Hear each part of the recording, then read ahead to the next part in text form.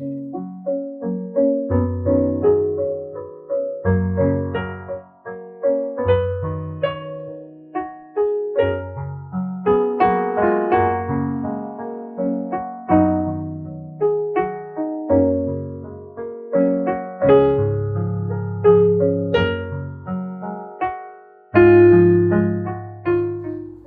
umaga, himayaon gid ang Ginoong magkaupod ko kamo subong aga sa atong online devotion kag sa atong pagsugod pangabay kong tanan sa pagbukas sa inyong mga Bible in First Corinthians chapter 10. Pagbasahon naton 1 verse lang gid sa mga chapter, verse 31.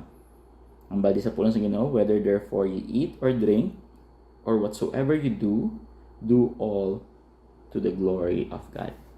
Okay? So amo ni aton nga passage subong aga. But before kita magpadayon, mga muitanay, let's pray. Our gracious God, Heavenly Father, thank you for this day that you are with us in learning from your word. We pray, Ginoong, gamiton mo nimong pulong para sa amon, sa pagmold sa amon into becoming more like your Son, Jesus Christ. Thank you, Lord God, sa amon opportunity, kagabay, Ginoo, nga ikaw ginaamon mahimaya as we practice what we are learning or we will be about to learn today. Thank you, Lord God, and again, Ginoo, balik namon sa iyong pagdayaw. In Jesus' name pray. Amen. Ang title sa aton sermon, this devotion this morning is to glorify God in everything. Glorify God in everything. It's so difficult, to think or a way or to separate ourselves sa atong day-to-day life. It is the usual feeling para sa isa ka individual nga kundiin ginahimo nato ng atong kagalingon as the main character of our lives. Hindi na kay do feeling naton kita permi ang bida sa atong kabuhi. Kita ang sakto, kita ang maayo, kita ang maalam, kita ang tanan, Kaga it's difficult naman i-acknowledge nga kita ang pigaw or kita man ang sala. Kaga amo na kaga amo na gani kung makabati ka bala nga ikaw gina-correct or ikaw gina-rebuke sa imutod. It's so simple, it's so easy nga mangakig ka dayon kag mamba ka sino ka gidhaw or maghimo ka sang negative response sa iyaging panghambal sa imo, because it's so difficult to look at yourself and to say that you are the wrong or that you're the one who is at the wrong. Gusto mo permi ikaw ang tsakto, kag gusto mo ikaw permi ang ma-appreciate or mahimaya. But the thing is, kung tanaw-tan mong pulong sa Ginoo, never gid ang isa ka tawo should receive any glory and honor. Why? Because we don't deserve any appreciation or anything from other people. Because amo na gani, kung ano man ang miara sa aton, it's all because God give it to us. That's why, if there is someone who needs to receive glory, it should not be us. Amo na gani, nami bilang sa akon sang pastor ko before, amay sa akon. If somebody appreciate you, balik mo sa Ginoo, habal mo, to God be the glory. Because that is the truth. Because hindi kita deserving sang tanan or sang any worship or praise. Maka you're welcome kita, guro. Maka you're welcome kita. But let's be honest. Kung ano miara kita subong, kung makabulig mo kita sa iban, it is not because of who we are or what we are capable of. It is only because God had provided us with the resources that we need and much more, and also the God, the Savior, who give us the characteristic or the capability to becoming more like Jesus Christ. Amo na ganing Holy Spirit that is in us, the God that is in us, give us the fruit that we need para mag-act accordingly, and through that we could help others. Kaya mo na ganit, may mga people ma-appreciate sa aton, pero again, it is only because God gave us everything that we need, because God had give us the strength, the capability to help others, no? So hindi ganyan pwede nga kuhaon nato ng glory, no? So what does it means to glorify God? What does it mean? To glorify God means to acknowledge and praise His greatness and recognizing and exalting His attribute like love, mercy, and power by living a life that reflects those qualities, and essentially giving Him the highest honor through your thoughts, words, and actions.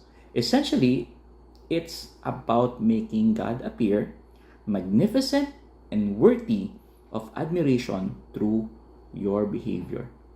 No? So, amo na ang simple definition sa glorifying God. It means to emphasize sang kung sino siya, kag i-acknowledge mo, in-appreciate mo, kaga mo na gani, you do all those good things because you know that this belongs only to the Lord, because I have God. Kaga mo na yung mga reason nga madamo some people makakilala si Jesus Christ not by our words alone, but by our lives, no? So if there is certain things nga nag-convert sa madamo nga Kristohanon, hindi ang aton pagambal nga kita Kristohanon kay dapat sundon kita, kay nagahambal kita sa matuod, kundi makita sa aton pangginawi, because makita nila that we are glorifying God in everything that we do. Kag amo ning pagkatun-an naton sa amo ning statement ni Paul sa mga Corinthians, gusto niya emphasize sa aton nga kinahanglan gali i-glorify naton ang Ginoo. So first, kinahanglan naton when should we glorify the Father? Kung natong bala sa amo ning passage ang niya, whether therefore you eat or drink or whatever you do. No? Whatsoever you do. So, kung natong bala, naghatag kisa sang sense that every time is a time to glorify the Father, because ang niya day, whether you eat, whether therefore you eat or drink, actually kung natong balang drink and eat, that is the most essential part sang aton life.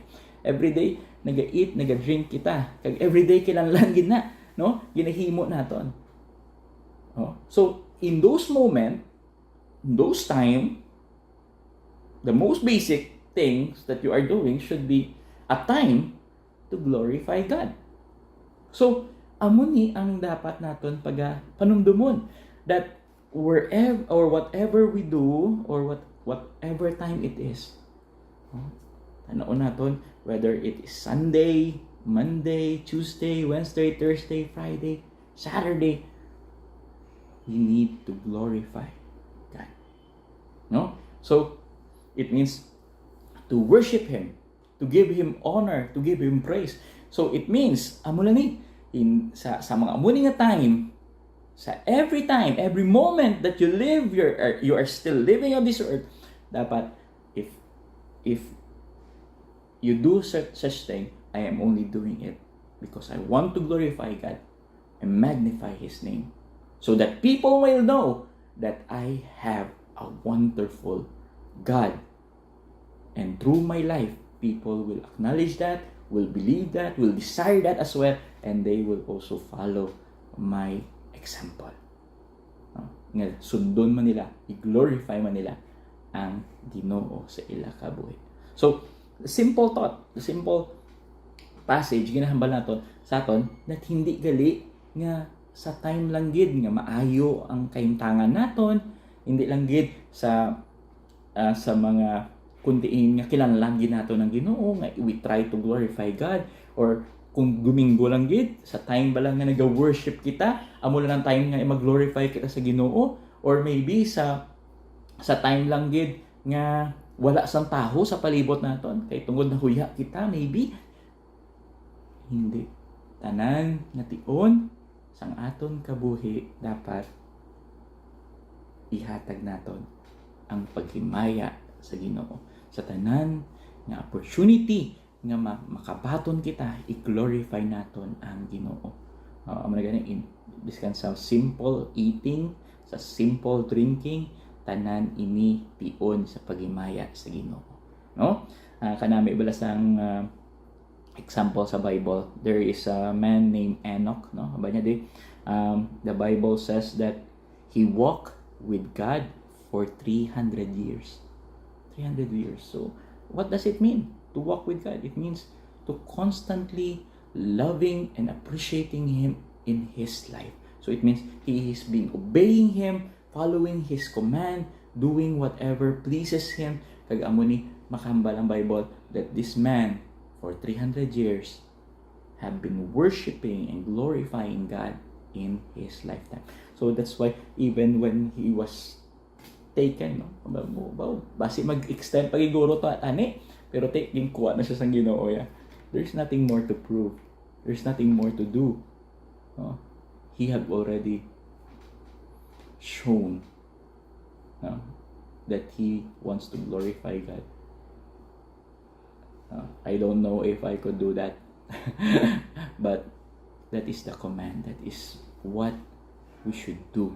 No? Kita gani on lifetime naton 80, no? Kaga mo na bala, no? Panumduman na bala. What is left of our life? Pila na bala san o kita naluwas. No? Ako I think mga 20 plus, no? 20 plus ako sa nagbaton ko sa Ginoo. Tapos subong mga 40s na ko, 40 plus na ko. So kung tanaw to bala, mga almost half ni ina ginwaste ko sa kalibutan, ginbutang ko ang akon life into serving myself. So those time hindi na to mabalik. So what I could do is kung ano pang may ara na bilin nga time sa akon, ihatag ko na tanan para sa Ginoo. Your time is precious because time could never come back. Pag nadula na gani, wala na. No?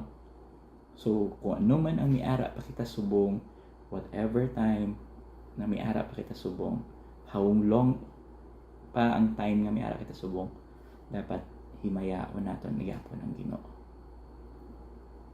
Kung ano man ang nabilin sa aton, dapat tanan ini mag-represent or mag-show that I want to glorify God. Kaya i-glorify ginaton ang aton nga Ginoo. So, amo na no, very simple. We need to glorify God every time. No? Kung diin man kita, amo pa gina next. Where? Of course, basa-basa ko tadi, balik kita. Ang ba niya? Whatsoever you do all to the glory of God. The same statement, the same thought. Simple lang yapon. In every time and everywhere. No? Where? Everywhere. Kung diin man kita, simple. Whether kung diin ka naga-eat, kung diin ka naga-drink, kung diin ka nagakabuhi, kung ano man ang ginahimo mo, tanan ina, you do it all for the glory of God.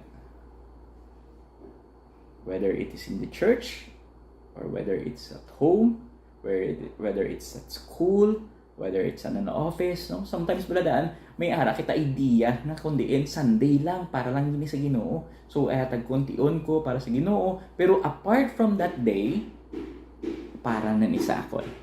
No? That is wrong. That is not true.